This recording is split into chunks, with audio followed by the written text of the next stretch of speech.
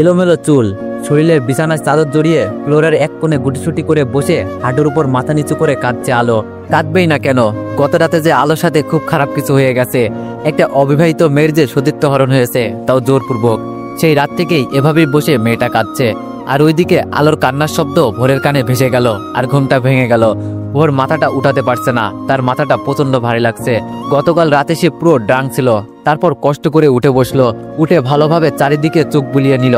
তারপর চোখ আটকে গেল ফ্লোরে বসে কান্না করা আলোর দিকে। কিন্তু কিছু বুঝতে পারছে না মেয়েটাকে। যেহেতু আলোর মাথা নিচু করা আর শরীরে বেডশিট জড়ানো, তবুও জিজ্ঞেস করলো, কে কাঁদছে ওখানে? আবারও দুইবার বলল, কিন্তু কোনো সারা শব্দ না পাওয়াতে এবার উঠে আলোর সামনে গিয়ে ভোর বলল, কি হলো, কে আপনি? এবার আলো মাথাটা উঁচু করলো। সাথে সাথে ভোর জিজ্ঞেস করলো, কি ব্যাপার আলো, আপনি এখানে এভাবে বসে কাঁদছেন কেন? আলো নিশ্চুপ। ভোর বলল, কি হলো বলুন, কাঁদছেন কেন? আর আপনি আমার রুমে কেন? আলো এবার ভোরের দিকে করুণ দৃষ্টিতে তাকিয়ে রইল। ভোর বলল, কিছু তো বলুন। এবার আলো উঠে দাঁড়ালো আর চোখ দিয়ে ইশারা করলো আলোর পা থেকে মাথা অব্দি তাকানোর জন্য। ভোর তাকিয়ে দেখলো আলোর শরীরে একটা বেডশিট জড়ানো, এলোমেলো চুল। তারপর আলো ভোরকে আবারও ইঙ্গিত করে বোঝালো ভোর যেন মিররের সামনে যায়। ভোর 7-5 না ভেবে মিররের সামনে গিয়ে বড়সড় একটা ধাক্কা খায়। ভালো করে ঘুরে ফিরে নিজের বুক আর পিঠ দেখছে, সেখানে অজস্র নখের আঁচড়। এবার ভোর ধপাস করে বেডে বসে পড়ল। আর তখন দেখে পায়ের কাছে আলোর জামা আর ওড়না পড়ে আছে। একটু চোখ ঘোরাতেই দেখে একটু দূরে সালোয়ারটাও পড়ে আছে। এবার আর ভোরের বুঝতে বাকি নেই কেন আলো বেডশিট জড়িয়ে কান্না করছে আর কেন তার শরীরে এত নখের আঁচড়। চারিদিকে নীরবতা। হঠাৎই জানালার গ্লাস খোলার শব্দ পেল ভোর। পিছনে তাকিয়ে দেখে আলো জানালার উপর দাঁড়ানোর চেষ্টা করছে। যদি পায়ে একবার স্লিপ করে তো সোজা 24 তলার উপর থেকে নিচে পড়ে গিয়ে মৃত্যু নিশ্চিত। ভোর দৌড়ে আলোর পিছনে টান দিয়ে নিজের কোলে নিল। এরপর কোল থেকে নামিয়ে জিজ্ঞেস করলো, কি করতে গিয়েছিলেন ওখানে? আলো করুণ কণ্ঠে বলল, মরতে। ভোর বলল, কেন? আলো বলল, এছাড়া আমি আর কি করতে পারি? ভোর বলল, মরলেই কি সব সমাধান হয়ে যাবে?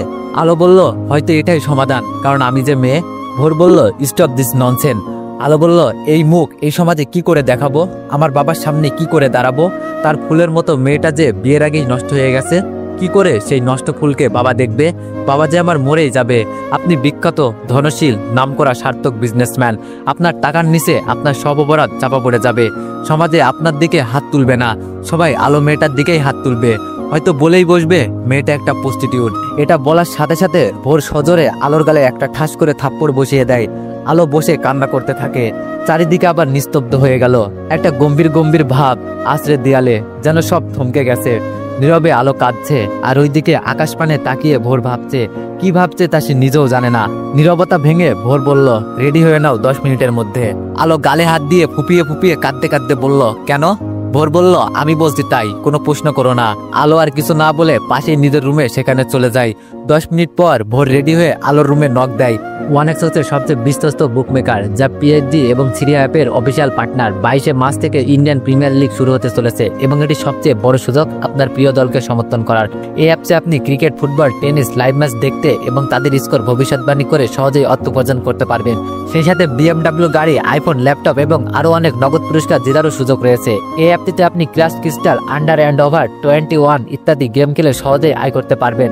আপনি বিকাশ, নগদ, রকেট ব্যাংক, ক্রিপ্টো, পেপল এবং অন্যান্য সহজ পদ্ধতির মাধ্যমে সহজেই আপনার জেতা টাকা তুলতে পারবেন। এখানে আপনি 24 ঘন্টায় 7 দিন গ্রাহক সহায়তা পাবেন। তাই এখনই পিন কমেন্টের লিঙ্ক ব্যবহার করে রেজিস্ট্রেশন করুন অথবা গুগলে ওয়ানেক্স সার্চ লিখে রেজিস্ট্রেশন করুন। আর হ্যাঁ, রেজিস্ট্রেশনের সময় আমার প্রোমো কোড VODO7 ব্যবহার করে প্রথমবার ডিপোজিটে 20,000 টাকা পর্যন্ত পান। একটু পর আলো বেরিয়ে আসে। একটা সাদা 3 পিস পরেছে, লম্বা হাতাওয়ালা। মেয়েটা সবসময় লম্বা হাতাওয়ালাই 3 পিস পরে, লং 3 পিস পরে, কারণ তার গায়ের রংটা অল্প কিছু অংশ দেখা যায়। সাদা 3 পিসে মুখের কালো রংটা বেশ কালোতে ফুটে উঠেছে। তার উপর তো মলিন একটা চেহারা, চোখগুলো ফোলা, সারা রাত যেন কান্না করেছে। তারপর ভোর বলল, আমার সাথে আসো। আলো ভোরের পিছনে পিছনে যাচ্ছে। ভোর গিয়ে গাড়ির ড্রাইভ সিটে বসলো। তার পাশের সিটে আলোকে বসতে বলল। আলো গাড়িতে উঠলো। কোথায় নিয়ে যাচ্ছে আলো জানে না। ভোর গাড়ি ড্রাইভ করছে আর আলো বাইরে এক পলক তাকিয়ে আছে, নিস্তব্ধ সেই দৃষ্টি। ভোর মাঝে মাঝে তাকিয়ে দেখছে আলোকে, কিন্তু আলো তো সেই বাইরেই তাকানো। এর মধ্যে ওদের পরিচয়টা বলি। আলোর পুরো নাম আলো শাখাওয়াত। আলো ভোর চৌধুরীর বিয়ে। কি ভাবছেন, বিয়েরা তো সবসময় সুন্দরী হয়, তবে আলো কেন কালো? আসলে ভোরের কাছে যোগ্যতাটাই সব, সে গায়ের রং দেখে না। আলোর যোগ্যতা ছিল তাই এই পোস্টে জব পেয়েছে। ওরা এখন সিঙ্গাপুরে আছে। এই প্রথম আলো দেশের বাইরে আসলো, তবে অফিসের কাজের জন্যই আসা। আসতে চেয়েছিল না, কিন্তু কি করার, রুলস তো মানতেই হবে। 2 দিন আগে ভোরের কোম্পানির সাথে সিঙ্গাপুরের একটা কোম্পানির ডিলটা প্রপারলি সাকসেস হয়েছে, তাই গতকাল রাতে ভোর একটা পার্টি থ্রো করে। ভোর আর আলো যেই হোটেলে উঠেছে সেই হোটেলেই, সেই পার্টিতে ভোর অনেক বেশি ড্রিঙ্কস করে, যার ফলে ভোরের রুমে নিয়ে আসতে হয় আলোর। ভোর নিজের মধ্যে তখন ছিল না, পুরো মাতাল ছিল। আলোর সাথে জোরপূর্বক ভাবেই শারীরিক সম্পর্ক করে। আলো বারবার বাধা দিচ্ছিল, সাথে নখ দিয়ে আঁচড় কাটছিল, কিন্তু একজন মাতালের কি আর সেই হুঁশ থাকে না। তেমনই ভোরের ছিল না, সে তার নিজের কাজ চালিয়ে যাচ্ছিল আর আলো চোখের পানি ঝরাচ্ছিল। হঠাৎ গাড়ির ব্রেক করলো আর আলো তার ভাবনা জগৎ থেকে বের হয়ে এলো। ভোর বলল বের হন, আলো বের হলো। আলোর এখন কিছুই বলার নেই, সে আর নিজের ভিতরেই নেই, আছে নিস্তব্ধ যেন একটা মাটির পুতুল। ভোর আলোর সামনে গিয়ে আলোর হাতটা ধরে নিয়ে যাচ্ছে। আলো শুধু ভোরের দিকে তাকিয়ে আছে, কোথায় নিয়ে যাচ্ছে, কোথায় এলো এইসব আলো দেখছে না বা ভাবছে না, শুধু ভোরের দিকে তাকিয়ে হাঁটছে। হঠাৎই ভোর থেমে গেল আর বলল জুতা খোলেন। আলোকে জুতা খুলতে বলায় আলো এবার চারপাশ তাকালো, দেখে বুঝলো এটা একটা মসজিদ। মসজিদে কেন, এবার আলোর প্রশ্ন আসলো। আলো বলল মসজিদে কেন? ভোর বলল জুতা খুলুন। আলো আর কিছু না বলে জুতা খুললো আর ভোর আলোর হাত ধরে নিয়ে যাচ্ছে মসজিদের ভিতরে। এবার আলোর সামনে তাকিয়ে হাঁটছে। কিছুটা হেঁটে থামলো ভোর, তার সাথে আলো। ওদের সামনে একজন লোক বসে আছে। ভোর বলল আসসালামু আলাইকুম ইমাম হুজুর। ইমাম বলল ওয়ালাইকুম আসসালাম, আপনি ভোর চৌধুরী? ইমাম হুজুর বাংলা জানেন? ভোর বলল জি। ইমাম বলল আচ্ছা বসুন আপনারা। তারপর ভোর আর আলো বসলো। আলো এখনো জানে না কি হচ্ছে। খানিক বাদে হুজুর ভোরের দিকে তাকিয়ে বলল তবে শুরু করি বিয়ে পড়ানো? ভোর বলল জি শুরু করুন। এবার আলো বড়সড় একটা ধাক্কা খেলো। এইভাবে ভোর চৌধুরী তাকে বিয়ে করবে?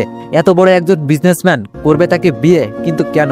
এটা কি দয়া, নাকি সে তার ভুলের শাস্তি পূরণ করছে? সে চাইলেই তো এমন 100টা আলোকে বিয়ে করে ছেড়ে দিতে পারে তুড়িতে। তবে কি বিয়ে করে পরে ডিভোর্স দিবে? আলো আর ভাবতে পারছে না। এবার হুজুর আলোকে বলল মা আপনার নাম, আপনার বাবার নাম, আপনার মায়ের নাম? আলো ভাবনা ভেঙে উত্তর দিল আমি আলো সাখাওয়াত, বাবা শাহেদ সাখাওয়াত, মা মমতা সাখাওয়াত। ইমাম হুজুর দোয়া দুরুদ পড়লো। প্রায় 20 মিনিট পর আলো আর ভোরের বিয়ের কাজ সম্পূর্ণ হলো। আলো কবুল বলার সময় অনেক সময় চুপ ছিল। তারপর হুজুরের বারবার কবুল বলো মা, কবুল বলো মা, একথা শুনে নিজের মনের সাথে অনেক যুদ্ধ করে অবশেষে কবুলটা বলেই দিল। তারপর ভোর আর আলো বেরিয়ে এলো মসজিদ থেকে।